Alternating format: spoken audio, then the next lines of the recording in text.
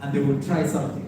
But now, when you look at us, in the middle of the night, we were trying to sleep so that tomorrow we are up early enough to be up in class. So I think the curiosity is there, the passion is there. It's now a matter of having that focus towards it. Let us lead ourselves to it. Because sometimes you look at innovations that people come up with. You hear someone has tried to create a chopper somewhere in Nyahururu or somewhere. Okay, it doesn't go far, but at least it can try. So that one tells you that we do have the intellect to do it. It's now a matter of, let us now angle it.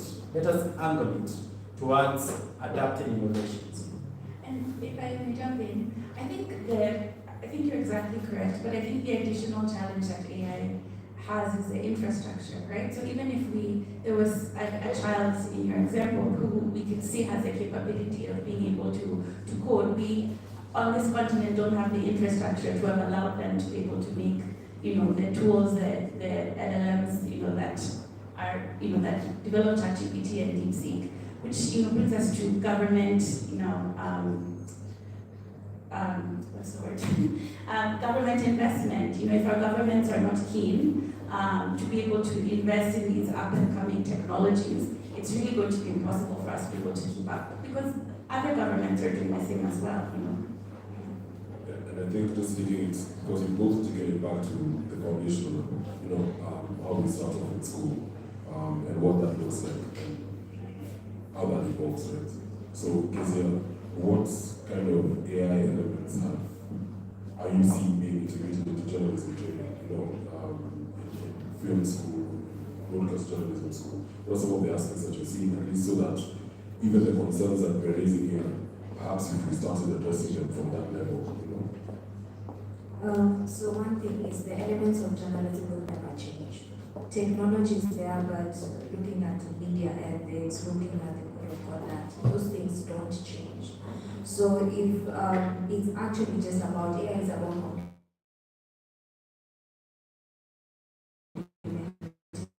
because if we are talking about AI, I was also wondering, do we realize that we actually need it? Because there's this aspect of, yes, there's AI, but do the students, for instance, know that they need it? Do media houses know that they need it? So it's also about the training aspect of it. So aspects where we can include it is issues of fact checking, because yes, we can use AI and to kind of generate attacks. It's used to generate information, but what this information isn't legit, is it true?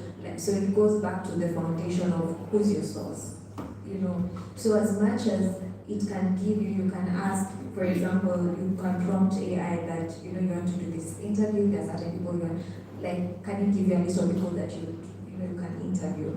You see, it won't do that for you. You have to go there. But as much as you're going there, you also have to verify your sources. So, and also there is issues of data journalism, also in terms of data journalism is also a course that we are actually bringing up. So starting from me, we're going our program from that level, it becomes easy for them now to practice it in the field. But I know the challenge that comes in is also pressure of deadlines. So if you can still be able, what I do is I work with deadlines. I give them a tight deadline because I told them even in the field it's that way. So if you if it's curated from that level of, you can use these tools to work with journalism, but there are also deadlines, then it can work well with it. But they have to know the need of it. And also when you're looking at AI and also in radio production, for example, we have smart FM that is being used. I think is it in Germany? And then there are certain AI tools currently, even BBC is using AI tools. So in media houses, so it's currently happening. And I'm talking about it in radio. So these are things that can actually be used.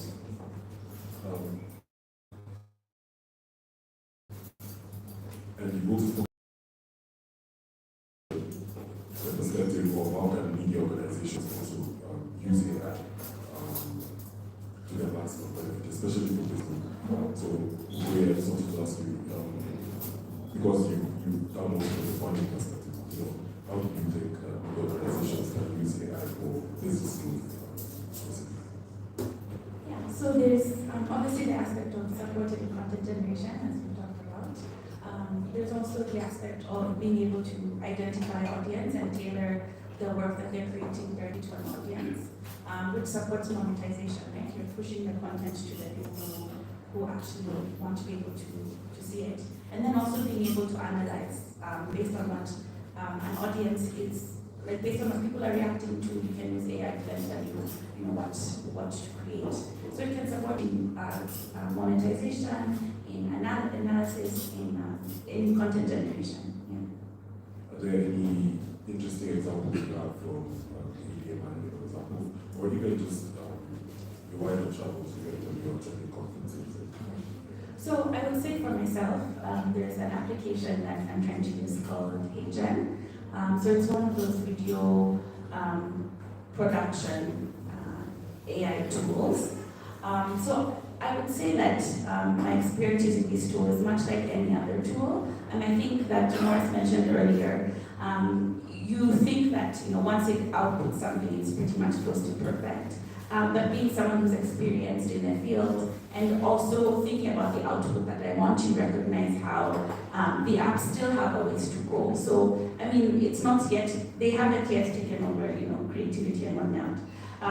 So I was trying to use HeyGen to develop some videos, and it gives you avatars that you can use or you can upload yourself, and it also gives you voices that you can use to whatever dialect that you want. So in terms of generation, it cut production first of all by, it was what would have cost me, maybe 100,000. That became like, maybe 3K or something like that if I was counting the video based on how much I paid for the app subscription. And it was fast. So instead of a video, a whole production crew taking, a week or something to make a video, I could do it in a few minutes. I think the challenge for me is that still a machine, you can still, based on where AI has reached, you can still tell that I'm looking at something that is not human. So in that sense, it hasn't solved the entire problem that I need, but it's good that the tools are about to get there. So that's a particular tool that I'm using in terms of content and stuff. I just want us to pivot a bit, Karaja. Because you had spoken about some of the policies and especially regarding AI use from the Media Council. I just wanted to ask, are existing policies as you see them sufficient for AI governance, or do you see as if there's still some things we need to add? Good question, very good question. And it happens a lot when we have new advancements in things. Where something comes and immediately we normally ask, do we have enough regulations for this? Okay. Yet, we actually need to start with learning the new thing before we get to the regulation part. Because if we are able to learn and understand how to use it, the regulation actually becomes a bit easier. But okay, to answer your question, there is a gap, a significant gap on matters related to AI, and I think that's why institutions like ourselves, that's the Media Council of Kenya, data protection, need to come up and do a lot of sensitization, especially one to the journalists and media workers on how to integrate AI in their work. So that one, as Mwalimu mentioned, we do not run away from the canons or the ethical values of what journalism is all about. Impartiality, accountability, accuracy, being fair, and such a thing. Minimizing harm, okay? These ones will never change. Those canons or those ethical pillars of what journalism is all about. It's now about a matter of how now do we cascade these new phenomena to align to what is already there. I mentioned about the code of conduct. When you look at the code of conduct, the 25 codes in here basically stipulate what a journalist working in a TV station, radio station, newspaper platform should actually follow by. And that's why as an institution we sat back and we felt we now also need to come up with guidelines on how does a journalist integrate, or how does a journalist use AI in their work? When you visit the Media Council of Kenya website under publications, you'll find around 4 or 5, I think it's around four handbooks. One, there's a media handbook for reporting on AI. 2, there's a guide on the use of AI in Kenya. 3, there's a guide on the use of social media and the internet for media in Kenya. Then 4, there's a data governance guide for media practice in Kenya. All these are available on the website. And we are now taking them out and getting journalists to come and understand them, so that we do not get to a scenario where a journalist is out in the field, does something, then immediately you're asked when you use the AI tool that you used, maybe you breached something on data privacy. Okay, and that's why regulatory bodies like ourselves, the Office of Data Protection, and other like-minded institutions have come together, and we're now running a narrative of we need to raise the awareness, because let's always remember that the media is the mirror of the society.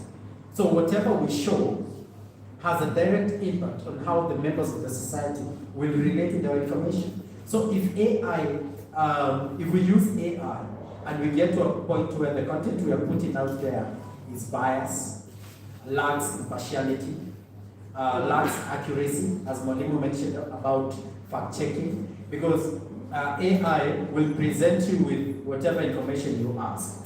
It may not actually be true sometimes, because I remember there was a day I was looking for something, and I told one of the tools to give me data, and it gave me data, and I had to tell it, no, actually this is in Marsabit, not Isiolo. Then it said, sorry, and then now it edited it, okay? So we have to be very careful on that, such that the data that we are getting from the different AI tools does not run away from those underlying things like accuracy. Because if you ask AI to give you data, it will formulate a data. It will tell you 78% of people are doing this. Then when you go to the ground, sometimes it's not the same. So we have to be very careful. We want to ensure that even in our use of all these AI tools and AI platforms, we do not deviate as the media from those canons of journalism. Thank you. Karanjo, you've spoken about different entities within the media working together. So I just wanted to ask, how do you feel like universities specifically can work with media houses, media organizations, the Media Council of Kenya, especially in regards to Okay, currently we have like different projects, for instance, like maybe if it's in terms of partnership, I can just narrow down into, like, for example, getting press cards from the Media Council of Kenya to the students, but also when we was talking about training of journalists, and yes, it is important that we, especially learning institutions, get to learn and are trained also, not only the students but also the trainers, to know about the aspects of ethics, because that issue of ethics actually comes up. And if at the end, journalists who are being trained are not aware of the ethics, they will continue, they will just practice without really caring about the ethics. So in terms of the foundational stage, I think it would be crucial, for instance, with maybe with Code for Africa, Media Council, and other institutions, that we partner, but actually train them from that stage. Because if they're trained students coming from a background of journalism, and then they get into the field, then I think there will be less challenges. Because what I've realized is, for just basically the young people, they actually are the ones, at times in a class setting, you tell them this, there's this latest app, they tell you something else. So they even know more. So since they know more, when it comes to maybe some of these apps, then training them in terms of how to use it, and number two, what are those ethical, you can do this but within this boundary. I think that is very crucial, because Unfortunately, even you may find at times when it comes to issues of plagiarism, there may be certain places where the rules and regulations are not laid in black and white pertaining AI. So even if you end up saying, yes, it's true, you plagiarized, but then we asked, okay, so where are the rules, you know? So I think the ethics aspect of it needs to be louder. And yeah, so it's basically us learning institutions having to collaborate with the Media Council. And it just comes out in a very loud, in a way that it's on their face, that even if I'm getting this up, that I know I cannot go beyond these boundaries. Yes. I think we've had a pretty fruitful discussion. So I just wanted to open it up to my panelists for any closing remarks, just before we take any audience questions, so you can prepare those in case you have any. But we'll start with Kobe. Any closing remarks? I think from the perspective of creatives and journalists, what I've gotten out of this is these are still tools, and they don't take away from the need for expertise. So whether it's coming up with standards as journalists and creatives, teaching people how to use it, it doesn't take away our responsibility. But it's important to see them as tools that can support us. When I write a goal as creatives or journalists of storytelling. So yeah, I think we should look at it positively, look at how much we can be contributing to the creation of this content, and yeah, I think it's really beneficial for us as an industry. It really democratizes our ability to be able to tell stories. Yeah. Thank you. I think as during this time, where we keep on getting advancements, we should not only look at the challenges with them, but let's also look at the opportunities that come in. How are we able, for example, as journalists, how are we able now to create content better? How are we able to get information to our audience faster? How are we able to curate content, personalized content, in that we know that if we are targeting this audience, how are we going to craft this message to get to them the way we want as the media? So let's first of all understand that the advancements have come with opportunities and challenges. But we should not now all put our hands up and say, this animal is here, we should all run away, we should not even try and adapt it. No. Let's embrace it. As the media, for example, let's embrace it. But let's not forget those ethical values of what journalism is all about. Let's embrace it to improve our working and not maybe make us a bit lazy, where I'll sit back and say, give me a script, okay, of a story. It gives you, you print it, take it to the editor and we're done. Let's use it to improve our working, but not replace our working. Thank you. Okay, so something very interesting is in the keynote when Mr. Morris was speaking, he talked about AI having a level of perfectionism. And so I was wondering, then as a human, when you also have imperfection, then also is an issue. So where, for example, just writing a simple cover letter, there are certain organizations, they literally just kind of are not going to accept that letter because it's AI generated. So you reach a point, so if I write a letter with mistakes, so does it make me human? Yeah, so when it comes to applications, they're there. Or like the AI's apps are there, they're not going anywhere. But it's just learning how to work with them. And it's more of our personal initiative as journalists, as content creators, to see how do I work around it, how will this should fit for me.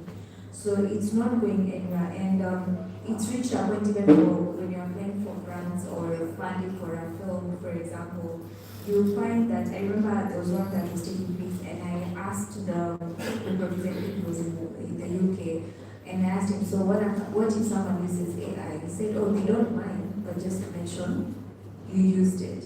So it's reaching a point that there's actually a huge recognition that even if you're doing certain applications, that they will say you need to state that whether you use AI or not. But also another thing is, does it make us lazy? It really depends how you use it, because at the end it's just, as I've said, you work smart. But it should not replace your brain. And I will conclude with that, because there's a student who actually told me that it's reaching a point that we are literally just, when you ask a very simple question, you go to AI. Yeah, so it's like almost replacing that aspect of, can you think for yourself about a certain content, and then AI can help you now in really how to structure it. Yes.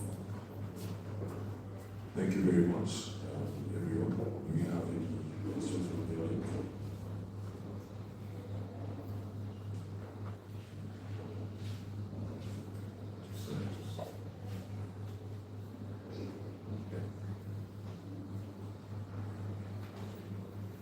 Okay.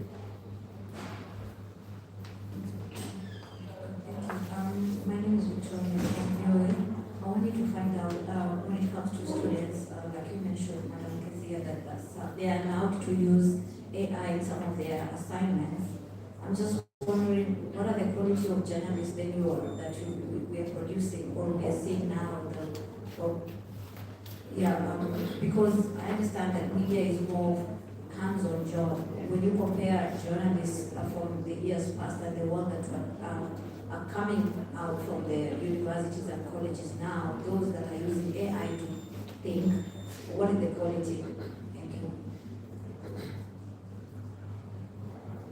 Okay, so having focused on mostly the broadcast aspect, as mentioned, I personally, for the kind of assignments I give them, for example, they will not get really to use the AI aspect of it. Maybe would I say the instructors who face a challenge as to how to go about it is more of news writing and reporting in the print aspect of it. Because you see, if it's a practical aspect of it, you're going to pitch. I literally tell them, he's also here, I literally tell them, sit in class right now and think of an idea and you're going to pitch it in class today. And so we go through that step by step. They're not using their phones as a group, they're discussing, they pitch the idea, then during the pre-production, they're writing a report. So we go through that step by step because it's a practical, which I specialize in. I think now the challenge may be now for those who actually focus in the writing aspect of it, because you can't per se maybe follow them. But I know, having interacted with my colleagues, they usually say, especially because there are those people who've actually been in the industry for more than 30 years, they will clearly say, when you read a story, you will know. Because this is someone who has trained as a journalist and they know. And so during that point, even when they're using that AI, you will let them know, you know what, this is AI generated. And you see, because you cannot even provide certain aspects of, so for example, when you're doing an interview, you need them to sign a consent form. Where's the consent form? Just very simple basics of, because you've been training them, you can't get information without someone having to sign a consent form. So where's the consent form? Having to catch them in those different things. But when it comes to AI aspects of it, you may find that if it's an interview, there's that kind of asking it. For example, I'm going to interview so what are some of the questions that I should ask? And then you get maybe like 5 or 10 questions, and then out of which you narrow down. So in that aspect, but when it comes to basically generating per se, where it starts the story from beginning to end, having the instructors who have been there working in the industry for long, they will smell the story from, they will even tell you the app. It's that serious, because they know this, and then this is the thing, if you have 20 students and they all use AI, and you're reading the stories, it's kind of, you may get the same thing, like photocopied. So yes, you're able to know, but it's more of maybe having to, like, what kind of questions, but not the editing aspect of it, not the shooting, not, because we go through the report writing in the consent form, they have to go through all this process. Yes. Any other questions? I request that when you ask a question, please stand up. Then we will take it to our Please stand up. Yes, my name is Raymond Kionga. I think mine is not a question, but to voice of what Professor Kisai is saying, actually. So I'm part of the experience of that. So the aspect is that it's more of time, quantity, and quality. So you really have to tell, because we say that the elements of journalism seem to be the same. So over the years, as a student, you expect yourself to have gained all this training. But at the same time, you find like, there's AI. So you really have to enjoy your life by just doing this prompts. But now when you learn that, my critical thinking aspects are decreasing, so you really need to push yourself. And you find that even the instructors themselves are really giving out the basic elements by like class discussions. We really have tremendous amounts of class discussions by lecturers, to a point of like, by the time you're doing your assignment, it's basically already in your head. I think now for AI, the aspect is like, now time. So it reduces your time because you already have the information. You already know what you want. Maybe it's 1,000 words, and you really don't have that time because deadlines are crazy. You're saying deadlines are crazy. So you really have to show yourself that you already know what you're saying, because sometimes the thing that they said the lecturers say is that what you write is what you speak. You really have to put words to the way you will say it at the moment. So if you're not able to do that, then the quality of you as a journalist isn't really worth it. Yeah. Thank you. Go ahead. My name is Roman Maga from Data Sentinels. So my question goes to Sorry, continue. my name is Roman Maga from Data Sentinels. So my question goes to the Media Council of Kenya.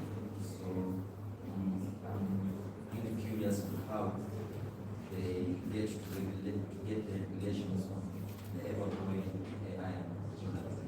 Do you really get to sit down after a few days or maybe months to get to know how to standardize the regulations in AI and journalism, because AI is ever-growing, new things come up. So I'm curious to know how often you get to check on that.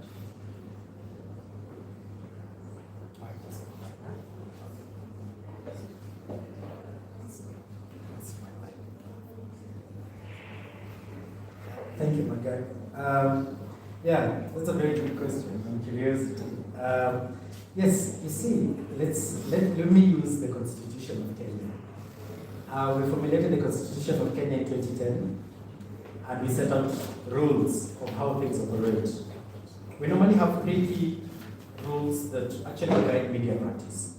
Article 33, freedom of expression; 34, freedom of the media; 35, access to information. And they basically set an underlying guideline on how media should operate on expressing information, freedom of the media on how they relay the information, and 35 on how they access information. Each of these rights comes with responsibilities, that while you have a right to access information, these are the responsibilities. When you have a right to express yourself, these are the responsibilities. And they've helped guide media practice all through. What Magaki is asking is key, in that AI continues to change or morph with every other person. The guidelines that we developed last year on AI use were meant to lay like a foundation on how the media should actually operate. For example, on one like accuracy, it goes without saying that even in your use of AI, always ensure that the information that you're putting out is accurate. Like there's no in between. If it's something like confidentiality, the information that you relay does not infringe on the right of privacy of people. If it's data that you're relaying using AI, does not infringe on the rights of this person guided by the Data Protection Act of 2019. So Magak, to answer your question, while we normally keep on revising, like at the moment, we're revising the code of conduct. It's a process that is ongoing as we're speaking. we have our colleagues somewhere that are revising it.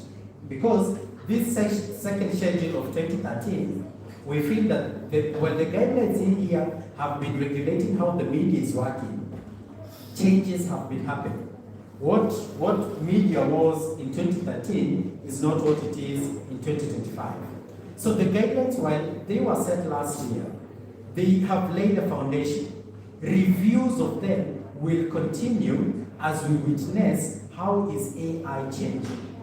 Okay, so at the moment, I will say that the guidelines that we set up last year are still functioning at the moment, but it does not mean that as we continue engaging with AI in media, we will not sit back and reflect and say, we need to revise this, okay? Because, for example, in there, when you have a minute and visit the website, you'll see some of the guidelines in there, like what I've mentioned, things like misinformation. How do you handle misinformation? Okay, that one may never change. In that, as a journalist, you will not use your platform to relay information that is not accurate. Okay, those ones may never change. But that one also does not mean that we will not revise them when we see need for it. Okay? Yes, sir. Good morning. My name is Festus Okumu. I'm a Baraza member. I'm a designer as well, software designer. So I've just been following up on the conversation, and she asked a very interesting question about the AI use in journalism space. So as a designer, I get to do content together with develop web applications for clients. I also work with content creators who come up with articles for specific clients. And some of them use a very interesting way to come up with that content. Yes, the tenets of creating articles doesn't change, but you get that through the entire process, there are specific AI tools that are used to fast track the process. So maybe I can share with you guys so that when you go back to the specific media industries, you can use them. So you get that, for example, in the research phase, the AI used to extract information from YouTube videos, podcasts. You don't need to listen to the entire content to get the specific content that you want. Even when you're researching, at times you have PDFs that you want to get information from. So that one you can use even Adobe to get accurate summary of exactly what you want. When it comes to outlining titles for specific articles, you can use Safari SEO and Neuron Writer. It will help you generate, for most of our work, we want to generate content that is also SEO friendly. So we use those ones.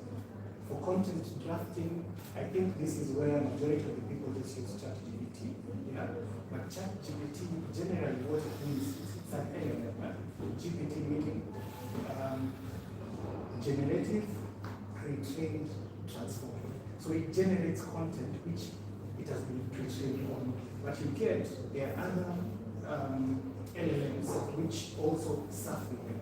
So for example, Perplexity, it will give you up-to-date content, not just what it has been trained on. You can use Cloud AI to do some of this research. It will give you an initial content draft of what you want to write. Then, once you have all that, of course, when you give it out to an editor, they'll tell you, they'll see some elements of AI in them. So to change that, to humanize, basically to humanize the content, you can use Turn It Human, or still like, it will help read through the article and humanize the content for you. And once everything is done, for the last section, maybe to optimize that particular article, you can use Neuron Writer. So these are some of the things that AI will help you not just generate content fast, but generate a lot of content. So even you get like media agencies can use that. So if you're generating maybe 5 articles a week, through this process you can do like 50 a week. Yeah. Thank you. Thank you so much. I think we should have you host a particular session. I'm going to reach out to you. Go ahead, Andrew. Yes, my name is Andrew Balongo Opera. I'm a creative storyteller. And I appreciate all of you being on the panel sharing about this. And my question is on something you touched upon. Yes, Mr. Jackson, you mentioned how our education system before used to be very prescriptive. You're doing this, full stop. But now things have changed where we need guidance of various interests that sometimes may not be mainstream, but they may lead to something. And even at the lecture from EDMI, you mentioned how it's very expensive, right? And my question is then, despite the challenges, what do we need to do now? Because I notice in a lot of journalistic conversations, spelling the situation is dire, but not mapping or prescribing or recommending a way forward. In storytelling, there is that recommendation that, you know what, the villain is not strong and powerful, but they do have a message. So my question is, I notice a lot of Kenyans don't feed AI with Kenyan context. So even as much as it's expensive to build a DeepSeek, what can we do at our level now? Because the reality is, all of us here are all AI. The information is with you, but I cannot access this information unless I have the privilege of being in your space at the same time.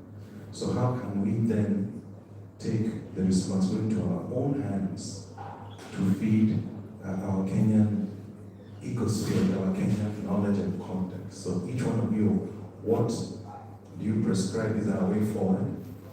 And what are we all individually doing so we can help and not just say, yeah, you guys need to be moving forward. But yes, how can we all participate in growing together? Thank you. Let's start. Yeah, so I think, as I mentioned earlier, at ADMI, our position is that now that the tools are here, it's important that we learn how to use them and contribute to them. So this year, our main campaign is, AI for Africa. We're going to businesses and governments and schools, making sure that people learn how to use their tools from a very young age, integrating them into their businesses, having governments think about it. I think on a personal level, I completely agree that we can't be helpless. I have a friend who's making a language learning model for Canva, so he's building it to learn our culture. And I think the more that we can support initiatives like that, I think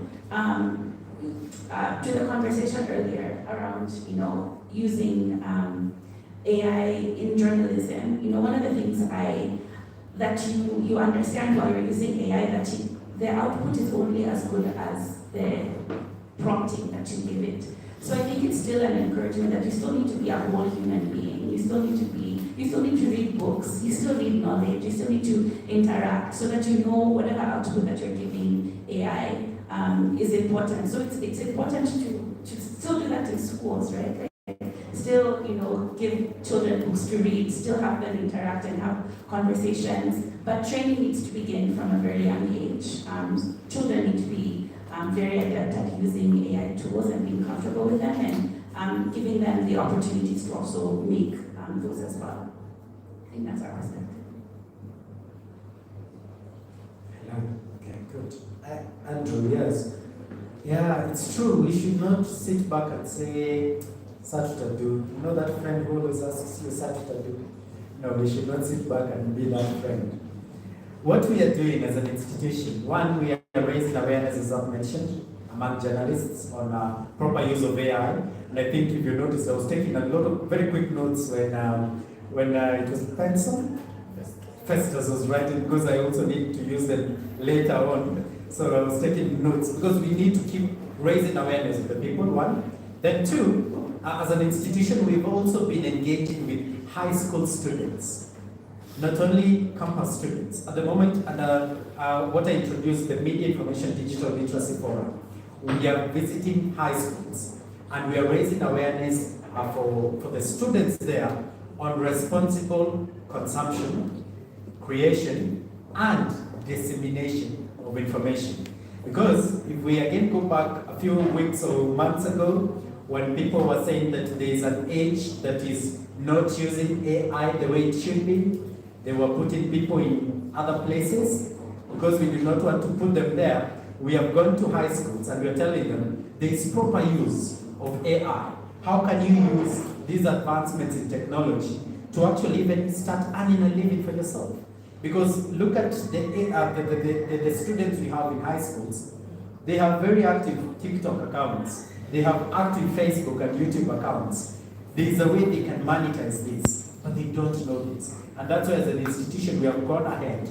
And this year the target has been, let us raise awareness, not only to the working journalists that we have some of them here, not only to the students we have in campus, but now even to those high school students.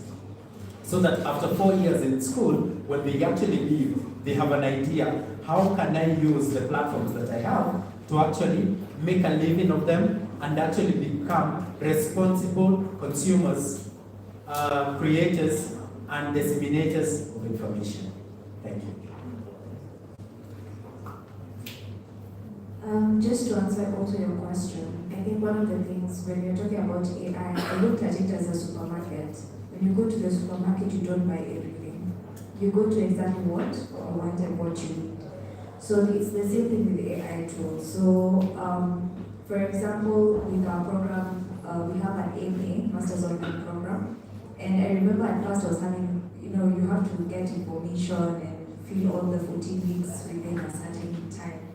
And when I was working with the person who's supposed to guide me, and I remember I would ask him, so I need AI tool to check grammar, I need AI. And the thing is, it's actually what you prompted. And I wouldn't say ChatGPT is not, it's not really good when it comes to verification of information.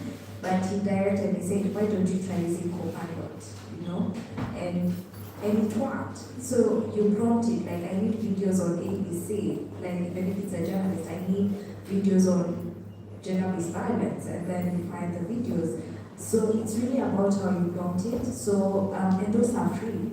So there's that free aspect of it. So it's, even with AI, we shouldn't look at it like a whole supermarket thing. It's really what you are, because, just also to answer your question, there are certain organizations right now that they have chatbot that when a journalist, for example, is facing any form of harassment, they could actually report immediately, and it's an AI tool.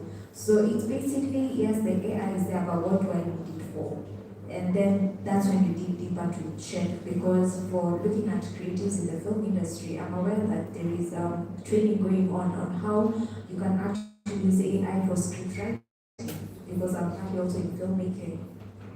Is that, and there's a way you can actually use it. You can have the long life, if you understand what I'm saying. You feed it in, and you can give you, or you have your whole story, and then feed it in, and it gives you a character Bible, for example. So that's what I mean. It's basically, what do I need it for? Then you can be able to now go forward about it. I think the question also applies to Pastor Baraza, because what's come out clearly in this conversation is that we're all learning, right? We're all adapting, we're all trying to figure out our different spheres, how is AI evolving, how is AI going to evolve what we do. One of our strategic objectives at Baraza is to be a resource center for media creatives, right? So for us, it's more about accuracy of information, upholding equity, if it's through the more chatbots, right? Which is fighting disinformation, right? On the internet and within media spaces as well. It's the data storytelling fellowship that we're still currently taking in applications for, right? This is on how to tell stories more accurately through data-led practices and those kinds of aspects, right? If it's through the Africa Media Festival, where one of our prominent themes is media tech and AI. So we have 4 workshops running during the Africa Media Festival, specifically tailored towards AI, if it's AI monetization. We have some interesting folks coming from Egypt and South Africa in an interesting panel to come and talk about the disparities between AI adoption in Global South versus Global North, and what that experience has been. So those are some of the conversations that we'll be having during the Africa Media Festival next Wednesday and Thursday. So as Baraza as well, we are doing our part, trying to adapt, trying to lead, and trying to steer these conversations in ways where we believe it's beneficial for it to go in terms of media and creative space. So I hope everyone panel, and we were able to get your questions out. The panelists are still around during the networking week, Unity week, when if you want to reach out to any of them, so feel free to do so. Any interviews as well. But for now, we are done with the panel. Thank you so much for your time, and you're welcome to continue speaking. If I may, as a close, let us just a minute or two. As we continue engaging in AI, let us not get to a point where we let it do everything for us, and we sit back and say, after all, it is here to make everything easy for us. The other day, a friend of mine was telling me that ameona on his phone that the Bible needs an update. And then he was asking me, have they eaten another apple? What has happened? Because how is the Bible requesting for an update? Okay, but it speaks about even us, that we need to continue updating even our existing information about our use of AI, both within our contexts of work, our context of living, and just everything that we do. Yes, thank you. Yeah. I'm just saying, it's important to let the regulator have us. So, in the spirit of that, I'll call Lisa just to appreciate our panelists for your time, for your information, for your knowledge that you put into this conversation today. So small conversation. Thank you so much. Good morning, everyone. Good morning. I won't keep us any longer. We're waiting for our refreshment. But I'd like us to really appreciate our panelists today, our moderator, and for the media team present. Thank you so much for joining us in person. Our Baraza community as well. We're grateful to see you here today. And as my colleague Marty mentioned, these are the type of conversations you can expect at the festival next week. We've got a lot of talk on AI, media, tech, economy, also about elevating voices that are often, not represented, and as well as social impact conversations. So you can expect that come next week. We hope to see you all there. Santeni sana, and have a good rest of the day. Thank you.